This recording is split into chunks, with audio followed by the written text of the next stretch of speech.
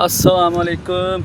जैसे कि कल तो मैं वीडियो दस्या सी कि मैं दोस्त के निकाह ते जा रहा फिलिपीनो लड़की दे नाल मेरे दोस्त की शादी आ। माशाअल्लाह निकाह हो गया ते असी अपने दोस्त के नाल बाहर आए हैं ते पूरी डिटेल तुहाडे नाल शेयर करांगे। ते ए मेरा दोस्त मिर्ज़ा मोहम्मद मुदस्सर, ठीक है।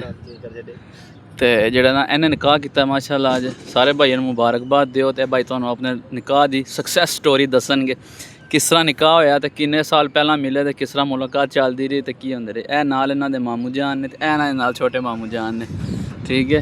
हाँ जी भाई जान, अस्सलाम वालेकुम।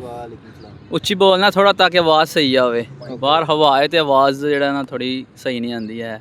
तो दसो ज़रा कि इत्थे निकाह करना सौखा है या औखा है? सौखा भी रहे, 2 मिनट लगे 2 मिनट लगे। पाकिस्तान मौलवी वीडियो कॉल ते निकाह पढ़ाया तुहाडा, ठीक है। बाकी डॉक्यूमेंटेशन के हवाले नाल अजे तक डीपली इन्फॉर्मेशन नहीं है। तो इंशाअल्लाह ए साडे भाई ने जिन्होंने इन्होंने पहला ब्याह किया सी, इन्होंने फुल डॉक्यूमेंटेशन इन्फॉर्मेशन है, ठीक है। जिन्हें इन्फॉर्मेशन चाहिए हो थल्ले व्हाट्सएप कर सकते हैं। तो भाई जान कितना खर्चा होंदा टोटल इत्थे कोर्ट का ते टोटल डॉक्यूमेंटेशन का 1000 निकाह नूं रजिस्टर करवाउण दा? निकाह रजिस्टर तुसीं अबू धाबी कोर्ट जाना, ठीक है। तो उत्थे जाके तुसीं अपने डॉक्यूमेंट्स देने, एमरेट्स आईडी वगैरह सब कुछ। जे तुसीं विजिटर हो तो फिर तुहानू पासपोर्ट दी कापियां लगणियां। जे तुहाडे कोल इत्थे रेजिडेंस हो तुसीं यूएई दे विच ते तुसीं अबू धाबी जाके उत्थे जाके अप्लाई करो, वकील हायर करो। या वकील नहीं हायर करना, मेरे को है, मेरा एक दोस्त है ते ओह करवांदा है।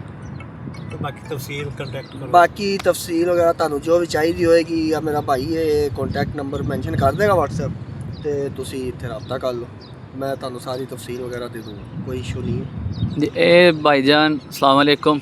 गवाहान सरबराहान दोवां निकाहां दे, ठीक है। ये भाई स्पैशल इन्हां दे रिश्तेदार भी ने ते इन्हां दे गवाह भी ने ते घरों माशाअल्लाह इन्होंने बड़ी इज्जत कमाई अपने इन्हां दे गवाहान बन के, ठीक है। तो ये भी कमा रहे हैं। तुसी की आवाम नूं मैसेज दिओ कि इत्थे निकाह करना चाहिए, हलाल तरीके दे नाल सारा कुछ करना चाहिए, गुनाह तो बचना चाहिए? जी जी बिल्कुल, ये इस्लामी तरीके के लिहाज नाल जिहड़ा निकाह करना चाहिए है। हर बालिग मर्द औरत अपना जायज़ फ़र्ज वा। लेकिन बिल्कुल ये कि सबसे पहले निकाह अगर तुसीं करना वा तुहानू घर दी परमिशन बहुत ज़रूरी है, क्योंकि अगर तुसीं बगैर दसे बुझे तुसीं निकाह करते हो, नैक्सट टाइम तुहाडे घर वालिਆਂ ਨੂੰ कितों बाहरों पता लगता, वो बड़ा एक तकलीफ दे मरहला हुंदा वा। तो उन्ना बेहतर आ कि तुसीं अपने घर वालिਆਂ नाल रुजू करो, उन्होंने अच्छे तरीके नाल दसो तो फिर तुसीं मसलन इस्लामी तरीके नाल निकाह करो, ताकि तुहाडे घर दे भी तुहाडे तो राजी रहन, कल नूं तुहानू कोई मसला परेशानी पेश ना आवे। माँ बाप की जिहड़ी रजामंदी हुंदी है ना, वो औलाद वास्ते बहुत अच्छी हुंदी है। ते बाकी निकाह जड़ा वा वो तो इधर ईजी है पाकिस्तान की निस्बत, लेकिन इत्थे थोड़ा जिहा प्रोसीजर जड़ा डॉक्यूमेंटेशन का वो जरा थोड़ा जिहा मुश्किल है। बाकी चलो पाकिस्तान दे विच भी तुसीं 25-30 लाख ला के ब्याह करदे हो, ठीक है, नॉर्मल हालत दे विच देगा पका मेहमान बना रोटी खवा ये तो वो।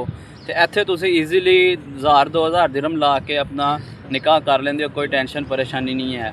टेंशन परेशानी असीं यह सोचने रिश्तेदारां दा फलाना टमकाना, रिश्तेदार सानू की आखन दे, ओह की होवेदा ओह की होवेदा। इस्लाम दे विच इजाजत तुहानू निकाह करन दी, ते तुसीं ईजीली करो जिस तरह इस्लामी तरीके नाल बताया गया। इत्थे बिल्कुल उस तरह ही हुंदा है, मौलवी बैठा निकाह पढ़ाया, उन्होंने थोड़ा खर्चा देना दिओ, नहीं देना वो भी ना दिओ। इत्थे कोर्ट मैरिज विच ते कोई खर्चा नहीं हुंदा, लेकिन तुसीं पाकिस्तान दे विच जिहड़े शरीयत दे हिसाब नाल मौलवी दे पैसे बंदे ने दित्ते ने, अल्लाह ला खैर सल्ला दुआए खैर कीती ते अपना निकाह विच आ गए, गुनाह तो बच गए।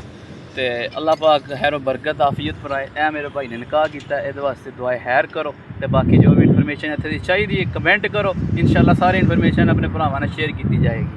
ओके, खुदा हाफिज़।